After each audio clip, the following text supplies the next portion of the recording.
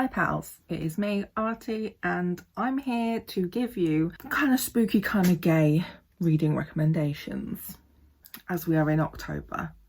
You're welcome. This is the real life copies I have. I don't own all of the books that I have on my list, so not entirely a spoiler, you know. It's spooky, it's gay. Here we go. Let's go from the bottom to the top. Cemetery Boys. I do want to say it is not Halloween. It's not Halloween, but I am including this because it is one based in October, we love, but also kind of spooky, kind of gay. Ghost boyfriend, trying to figure out a murder mystery, spooky, magical, fun. We love. So I read this last year with like a little bit before it came out, I believe. Yadriel has summoned a ghost and now he can't get rid of him. When his traditional Latinx family has problems accepting his gender, Yadriel becomes determined to prove himself a real brujo. With the help of his cousin and best friend Maritza, he performs the ritual himself and then sets out to find the ghost of his murdered cousin and set it free. However, the ghost he summons is actually Julian Diaz, the school's resident bad boy, and Julian is not about to go quietly into death. He's determined to find out what happened and tie up some loose ends before he leaves. Left with no choice, Yadriel agrees to help Julian so that they can both get what they want, but the longer Yadriel spends with Julian, the less he wants to let him go. Gay ghost boyfriend. We love. And then we have Even If We Break. This is the one that I read. This is my first book of 2021 that I read. Basically, everybody's queer in this, except from one character. 5 friends go to a cabin. 4 of them are hiding secrets. 3 years of history bind them. Same, can't read. 3 years of history bind them. 2 are doomed from the start. 1 person wants to end this. No one is safe. Are you ready to play? Even If We Break is about a group of friends who bonded over a role-playing game, or a LARP, a live-action role-play game, if we're going to go with Life is Strange True Colours words. But it kind of goes sour very quickly. They are going up to a cabin to play their last game before I think 3 out of 5 of them head off to college in different areas. Again, bit of a murder mystery. Feels kind of paranormal. Yeah, a shocking new thriller about a group of friends tied together by a game and the deadly weekend that tears them apart. It's pretty good. I really enjoyed that one. And then we have Wrangle Stone. The islands of Lake Wrangle Stone are a safe haven in a world filled with the restless dead. But as the lake freezes over, there's nothing to stop them from crossing the ice. Peter has never felt at home in a place where practicality and grit are valued above all else.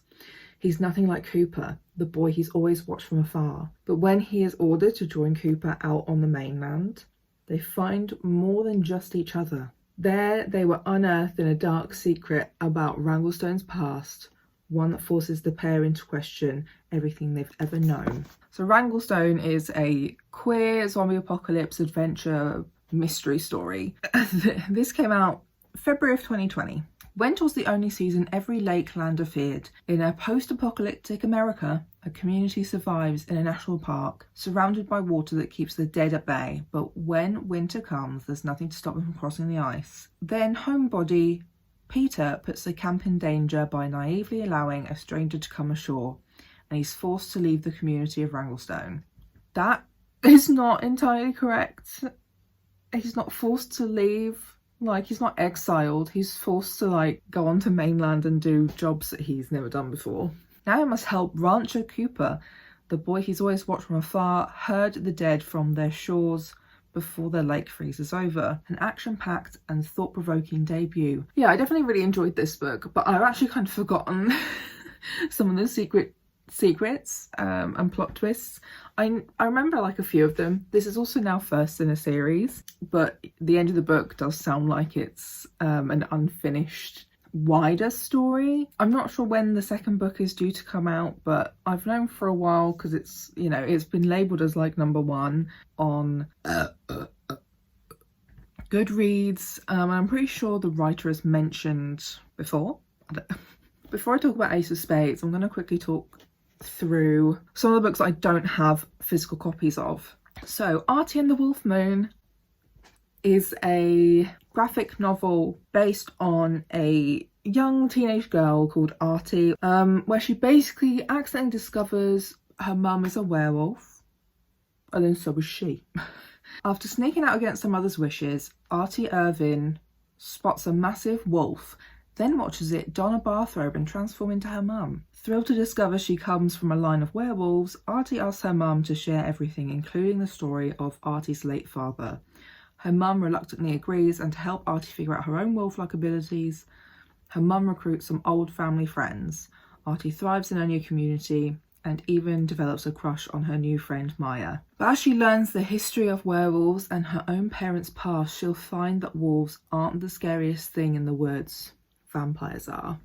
So the art style reminds me a lot of the Walking Dead video games. And like generally it's just quite a sweet family community kind of storyline, with also like a little bit of like a chosen one thing thrown in there, because she's the only kid from a werewolf and a human in current known history, I guess, who also actually has werewolf powers. Next is Human Enough. This is one that I've actually read really recently.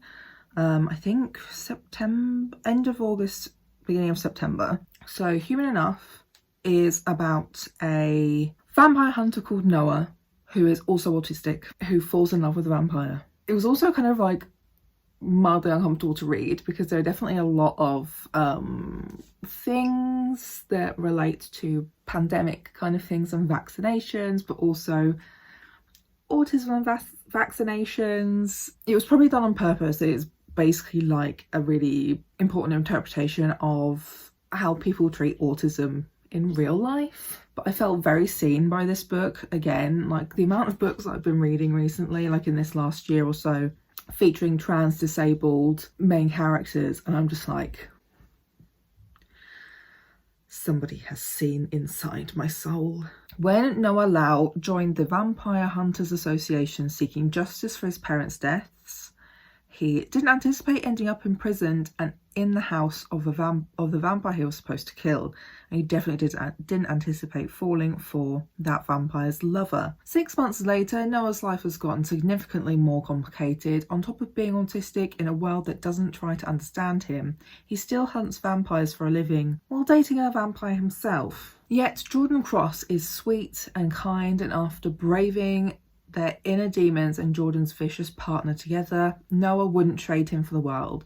But when one of Jordan's vampire friends goes missing and Noah's new boss at the VHA becomes suspicious about some of his recent cases, what starts off as a routine paperwork check leads Noah to a sinister conspiracy. As he investigates, he and Jordan get sucked into a deadly web of intrigue that will test the limits of their relationship and possibly break them. After all, in a world where vampires feed on humans and humans fear vampires, can a vampire and a vampire hunter truly find a happy ending together? Spoilers, Jordan Cross the vampire is also on the asexual spectrum, which was a really nice thing to add as well. As someone also on the ace spectrum in some kind of fluid capacity, it was nice to kind of see the combination of an autistic pansexual partner and a gay asexual partner. I am also a multi-gender attracted person. I use bisexual though, but you know, I saw myself mainly in Noah, but I did also see myself in Jordan as well. And it's just one of those books that's kind of given me like, hey, you know, strangely enough, since this is like a supernatural mystery, kind of maybe urban fantasy-esque, is a book that's kind of given me some hope in my real life, real world. Now I also like, this is not exactly like Halloween spooky-esque, but it's gay and lots of people dress up as these characters for Halloween, so I wanted to include it anyway. So I included this in my recent video of books to read by Black authors. Don't get me started on how pissed off how low those views were for that video. This is written by a Black bisexual, disabled, autistic, sex worker, woman. Sorry, she talks about a lot on Twitter how people don't include her entirety, and I can relate to that from my own experiences, so I wanted to provide that for you. But basically, the new writer of the Harley Quinn comic, which is based off of the new animated series that came out, it's sort of like what happens next, I guess. The Eat, Bang, Kill tour. So I've only read the first comic, but it was fun. I enjoyed it. I think it's probably my first comic I've ever read, actually, and one I would like to continue reading. I have it on ebook on like the Kindle app. Yeah, you know, vibes. But Harley and Ivy on the road trip of the century. Following the wedding disaster of the decade, Harley Quinn and Poison Ivy end up on the run from Commissioner Gordon and the GCPD. But as fun as all that sounds, Ivy still worries over leaving Kite Man at the altar. Luckily, Harley's got the perfect scheme to shake her out of her wedding day blues. So yeah, Harley and Ivy are together now. I believe in the canon of this comic book, Harley and Ivy are both bisexual. Never see, like, the only other thing I can think of off the top of my head where there were two bisexuals together in a relationship was Leah on the Offbeat. Just looking at some of the books around me. Yeah, I don't think any other book I've read, particularly starring or involving women, I don't think I've seen anything else that involves two canonically bisexual women. So I loved it very much. And now we're going to go on to Ace of Spades. I haven't read this yet. I just got this for my birthday from online friends. Thank you very much. Also, my birthday is just gone, but I am still accepting presents and donations as a happy birthday on my Ko-fi. But I have read the first 3 to 4 chapters, I believe. I'm so excited. Incidental. Oh, what the fuck word is that? Incendiary. Fuck off. It's a thriller with a shocking twist that delves deep into the hearts of institutionalized racism from an exceptional new YA voice. Welcome to Niveus, private academy where money paves the hallways and the students are never less than perfect until now, because anonymous texter Aces is bringing 2 students dark secrets to light. Talented musician Devon buries himself in rehearsals, but he can't escape the spotlight when his private photos go public. Head girl Chi isn't afraid to get what she wants, but soon everyone will know the price she has paid for power. Someone is out to get them both, someone who holds all the aces. They're playing much more than a high school game. This is often being described and compared to Gossip Girl and Pretty Little Liars, and I think there was another thing it was compared to that I don't think I've watched or read. I can't remember what it was, and it's not on Goodreads. But basically, high school thriller, gays, dark academia vibes. So is this next book that I'm going to talk about, which is How We Fall Apart.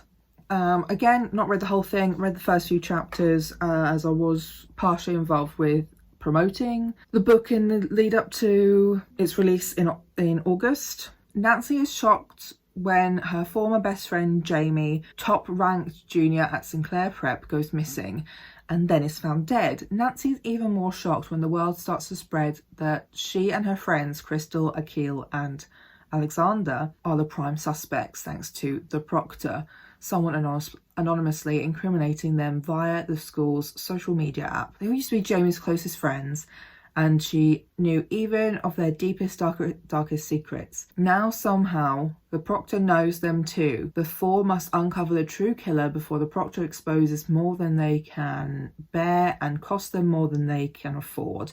Like Nancy's full scholarship, soon Nancy suspects that her friends may be keeping secrets from her. Students at an elite prep school are forced to confront their secrets when their ex-best friend turns up dead.